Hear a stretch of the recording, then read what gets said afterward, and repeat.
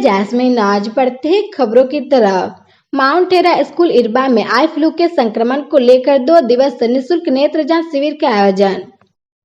Eye flu के संक्रमण को देखते हुए माउंट हेरा स्कूल इरबा में 2 दिवसीय निःशुल्क नेत्र जांच शिविर लगाया गया, जिसमें पहला दिन शनिवार को बच्चों और अभिभावकों का नेत्र जांच कराया गया।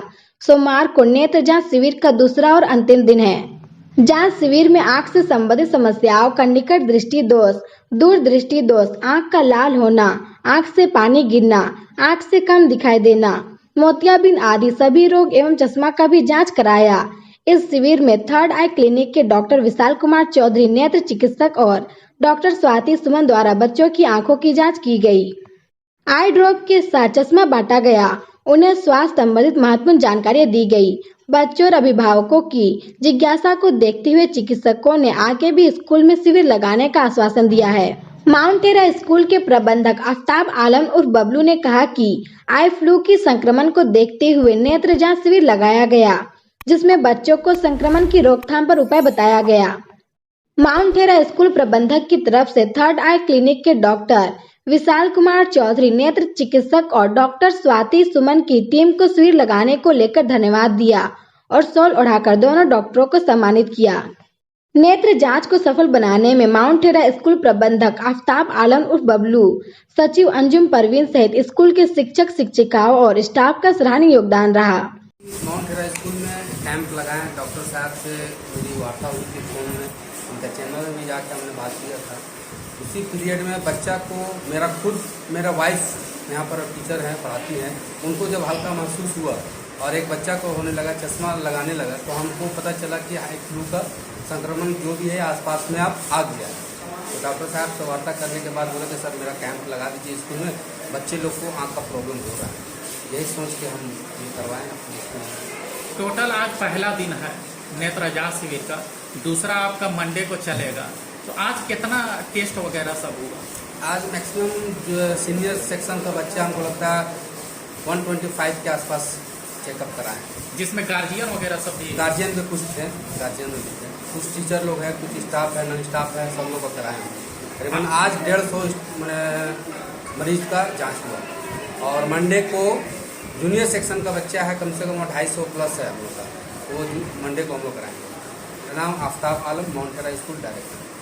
कोविड अलग बीमारी थी, आई फ्लू अलग बीमारी है, लेकिन हाँ ये उसी के तरफ फैल रही है और इसका जो रोकथाम है और इससे बचने का जो तरीका है वो बिल्कुल कोविड के तरह ही है। इसमें भी आप अपने हाथों को बराबर धोते रहें, जिन लोगों को आई फ्लू हुआ है उनसे थोड़ी दूरी बना के रहें और जिन लोगों को हुआ है आई फ्लू वो खुद भी कोशिश करें कि घर से ना निकले, बहुत ही ज़्यादा ज़रूरत हो तभी घर से बाहर निकले। इसके प्रॉपर इलाज कराएं, इसके लिए प्रॉपर आई स्पेशलिस्ट से अपने जो भी लोकल एरिया में हैं उनसे मिलें, आई टेस्ट कराएं, इसका दवाइयाँ प्रॉपर तरीके से लें। कंट्रोल हो जा रहा है, 2 से 3 दिन थोड़ा सा ज़्यादा रहता है, 2-3 दिन में इसके सिम्टम्स काफ़ी कम हो जाते हैं, काफ़ी आराम हो जाता है। लक्षण इसके यही है, आंखें भीजी जिसमें आम भाषा में कहा जाए तो कांची आ जाती है, पस फॉर्मेशन सैक में होता है, रेडनेस होता है, स्वेलिंग होता है आईलिड्स का, कंजंक्टिवा का किमोसिस हो जाता है, फूल जाना जो आँखों का होता है, आंखें चिपक जाना आम भाषा में कहते हैं, ये सब सारे साइन सिम्टम्स है। हल्के आँखों में गड़न होना, लोग कहते हैं कि आंखें चुभ रही है, आँखों में लगता है बालू चला गया है, दर्द होना, पानी आना, सुबह सो के उठते हैं तो आंखें सटी रहना, ये सब सारे लक्षण हैं आई फ्लू के। माउंट हेरा स्कूल में नेत्र जांच शिविर का आयोजन किया गया। बेसिकली फोकस्ड ये रहा आई फ्लू का भी संक्रमण तेजी से बढ़ना। तो ये जो वर्माजी क्षेत्र में और मेरे ख्याल से थर्ड आई क्लिनिक के तरफ से पहला ऐसा नेत्र जांच शिविर का आयोजन इरबा में, वो भी माउंट हेरा स्कूल में, इसको कैसे देखते हैं? जी हमारे तरफ से प्रयास यही रह रहा है कि सोसाइटी को हेल्प किया जाए इसके लिए हम लोग आफ्ताब जी से मुलाकात किए हमारे हॉस्पिटल में, और हम लोगों ने बैठ कर के ये डिसाइड किया कि हम लोग सोसाइटी के लिए कुछ बेटरमेंट के लिए हम लोग एक कदम उठाएं, जिसका ये फलस्वरूप निकला कि हम लोगों ने अभी जो आई फ्लू फैला हुआ है इसके स्क्रीनिंग प्लस बच्चों को जो भी अगर पावर की दिक्कत है, रिफ्रैक्टिव एरर जो बोलते हैं, बच्चों में चश्मे का ज़रूरत होता है किसी किसी बच्चों को, तो उसका जांच हम लोग संयुक्त रूप से यहाँ पर करें। और उसी का रिज़ल्ट हुआ कि आज हम लोगों ने आज यहाँ पर आई चेकअप कैंप रखा। माउंट हेरा स्कूल और थर्ड आई क्लिनिक दोनों मिल करके यहाँ पर हम लोगों ने ऑर्गेनाइज। शिविर 2 दिवसीय है, आज 1 दिवसीय है जी। आज पहला दिन रहा, मंडे को फिर दूसरा अभियान जी, चलेगा जी, जी, नेत्र जांच शिविर का। जी। तो जो सब इससे मतलब फायदा नहीं उठा पाए हैं, हाँ। वो सबको आप क्या संदेश, क्या मैसेज देना चाहते हैं? उन लोगों से मैं यही कहूँगा कि जो भी स्कूल के बच्चे हैं या अभिभावक हैं, वो हमारे अस्पताल भी आकर के अपना आँख जांच मुफ्त में करवा सकते हैं। और जिनको भी गंभीर समस्या अभी हम लोगों ने देखा है, जिनको भी ये समस्या है, उनको भी यही परामर्श देंगे कि वो भी बाद में फॉलोअप के लिए 3 दिन बाद, 1 हफ्ते बाद हॉस्पिटल में आके नॉर्मल चेकअप करा सकते हैं फ्री में जी। उनसे कोई चार्ज नहीं लिया जाएगा। अच्छा सर, देखा जा रहा है आपका आई फ्लू के अलावा दूसरा ओल्ड एज को लॉन्ग साइडेडनेस और या फिर शॉर्ट साइडेडनेस जो होता है, मियोपिया, हाइपरमेट्रोपिया, दोनों में से सबसे ज़्यादा इंसान को क्या डिफेक्ट लगता है एज में? दोनों में समझ नहीं पाया आखिरी लाइन। शॉर्ट साइडेडनेस और लॉन्ग साइडेडनेस जो होता है, जिस इंसान को भी किसी एक से ग्रसित है तो ज़्यादा कौन क्रिटिकल रहता है मामला? मायोपिया जो है वो ज़्यादा क्रिटिकल माना जाता है। माइनस में पावर अगर किसी की आंखों में आता है, खास करके बचपन में, तो वो बढ़ता चला जाता है, बड़े होने तक वो बढ़ता चला जाता है। -1 से स्टार्ट होता है, -2, -3 इस तरीके से बढ़ता चला जाता है, और उनके रेटिना में काफ़ी ज़्यादा खिंचाव पैदा हो जाता है, जिसके कारण उनका रोशनी हमेशा के लिए जाने का संभावना बना रहता है। तो मायोपिया बहुत ही ज़्यादा मतलब सीरियस चीज़ है, बच्चों को उसे नेग्लेक्ट नहीं करना चाहिए। Proper treatment, proper checkup time to time होते रहना चाहिए। डॉक्टर विशाल चौधरी जी, मैं थर्ड आई क्लिनिक का निर्देशक हूँ। वो हॉस्पिटल थर्ड आई क्लिनिक हिरबा और मांझी, रांची। बच्चों का जांच हमेशा होते रहना चाहिए, हर 6 महीने पे जांच होते ही रहना चाहिए। बच्चों के लिए विज़न बहुत ज़रूरी है, उनके विकास के लिए, उनके मानसिक विकास के लिए जांच होते रहना हमेशा ही ज़रूरी है। क्योंकि कभी भी पीछे के बच्चे अगर नहीं देख पाते हैं तो उन्हें कुछ समझ में नहीं आता, और बच्चे कुछ बता भी नहीं पाते हैं अपने गार्जियंस को। और ये सारे जांच शिविर में पता चलता है कि हाँ, किस बच्चे के साथ विज़न का इशू है, तो इसे हम लोग निकाल पाते हैं। ऐसे बच्चों को स्क्रीन कर पाते हैं कि किनके साथ विज़न में उनका कमी है, तो फिर हम लोग उनको हॉस्पिटल ले जा करके अच्छे से रिफ्रैक्शन करते हैं और उन्हें चश्मा प्रोवाइड करते हैं। आई फ्लू संक्रमण तेजी से बढ़ रहा है मैडम, तो इसको लेकर के आपका पर्सनल सोच क्या है, इससे बचाव के? इससे कुछ डरने की कोई बात नहीं है, बस जिस तरह से हम लोग कोविड में हम लोग प्रिकॉशन लेते थे, बस वैसे ही इसमें भी प्रिकॉशन लेना है कि हाथ को हमेशा सैनिटाइज करते रहना है, आँख नहीं रगड़ना है, वो उनके कपड़े को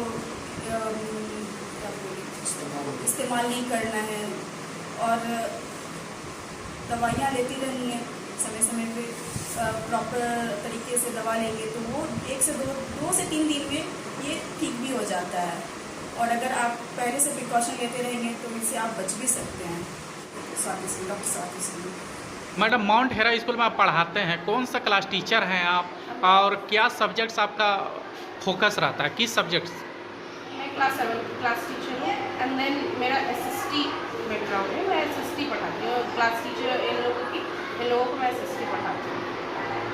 तो आज क्या टॉपिक्स वगैरह सब पढ़ा रहे हैं? आज मैं पॉपुलेशन के बेसिस पे पढ़ा रही थी, माइनॉरिटी और मेजॉरिटी के बेसिस पे पढ़ा रही थी कि इंडिया में जो पॉपुलेशन है उसकी माइनॉरिटी क्या है, मेजॉरिटी क्या है, एंड रिजर्वेशन क्यों मिलता है सारे बच्चों को या फिर इंडिविजुअल्स पर्सन को, सिटीजन्स को क्या मिलता है, उस बेसिस पे पढ़ा रही तो बच्चा बच्चियाँ वगैरह सब जो यहाँ पे पढ़ाई करता है तो वो सबको इंग्लिश में समझाया जाता है, हिंदी में, किस मीडियम में समझाया जाता है? बोथ लैंग्वेजेस में समझाया जाता है। इंग्लिश आपको, जिन बच्चों को इंग्लिश में प्रॉब्लम हो रही है, हर बच्चा इक्वल नहीं है, इस वजह से हम बोथ में समझाते हैं, इंग्लिश में समझाते हैं, हिंदी में समझाते हैं। देन फिर आपका बोर्ड वर्क भी होता है, हर एक चीज़ को प्रैक्टिकली समझाया जाता है।